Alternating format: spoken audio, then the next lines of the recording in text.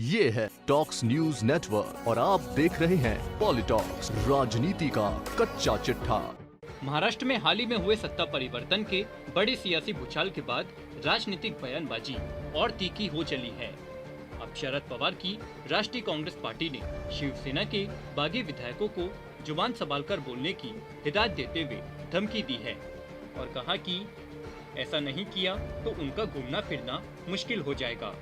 दरअसल शिंदे गुट के कई विधायक शिवसेना की वर्तमान स्थिति को लेकर राकंपा प्रमुख शरद पवार और पूर्व उप मुख्यमंत्री अजित पवार पर सवाल उठा रहे हैं। इसी बीच हाल ही में शिवसेना से निकाले गए रामदास कदम ने भी पवार परिवार पर आरोप लगाए थे। कदम ने शिवसेना की मौजूदा स्थिति का जिम्मेदार शरद पवार और अजित पवार को बताया था। कदम ने दावा किया था कि यह पवारों की साजिश थी जिसके चलते वर्तमान हालत तैयार हुए हैं। आपको बता दें, शिवसेना के कद्दावर नेता रहे रामदास कदम ने शिवसेना में करीब 52 साल तक काम करने के बाद आखिरकार 18 जुलाई को शिवसेना से इस्तीफा दे दिया है। रामदास ने जैसे ही अपने पद से इस्तीफा दिया, उसके तुरंत बाद उद्धव ठाकरे ने उन्हें पार्टी से निकाल दिया। रामदास कदम ने मीडिया से बात करते हुए अपनी सफाई दी है।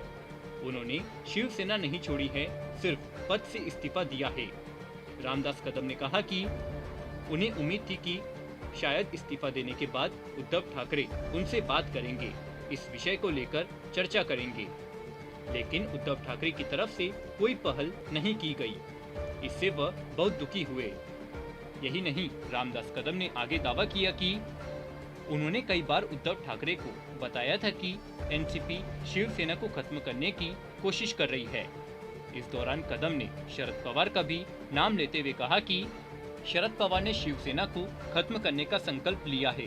कदम ने बताया कि उनका बेटा योगेश कदम विधायक है, लेकिन अजित पवार शिवसेना के विधायकों को विकास निधि नहीं देते थे, जबकि एनसीपी के पूर्व विधायकों को 10 करोड़ का हाल ही में फंड दिया गया। बता दें, योगेश कदम एकनाथ शिंदे गुट में शामिल है। तो वहीं रामदास कदम के इस बयान के बाद बीते रोज मंगलवार को एनसीपी के मुख्य प्रवक्ता महेश तापसे, एनसीपी युवा बोर्ड के अध्यक्ष सूरज चौहान और एमएलसी अमोल मितकारी ने कदम को जमकर घेरा है। महेश तापसे ने कहा कि पूरा राज्य और देश जानता है कि क्या मजबूरियां थी, किसकी फाइलें कहां अटकी हुई थी, जांची, प्रलोभन या शिवसेना में इस विद्रोह के पीछे कौन है।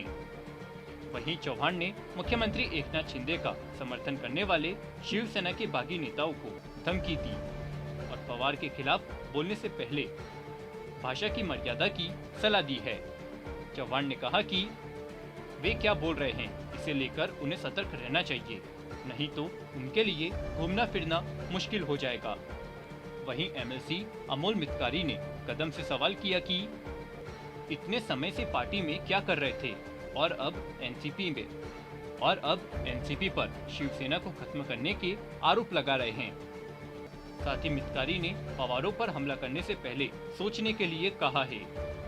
एनसीपी नेताओं ने बगावत के लिए भी बागी विधायकों पर निशाना साधा। बता दें कि केंद्र सरकार ने शिंदे समूह में आने वाले सांसदों की सुरक्षा भी बढ़ा दी है।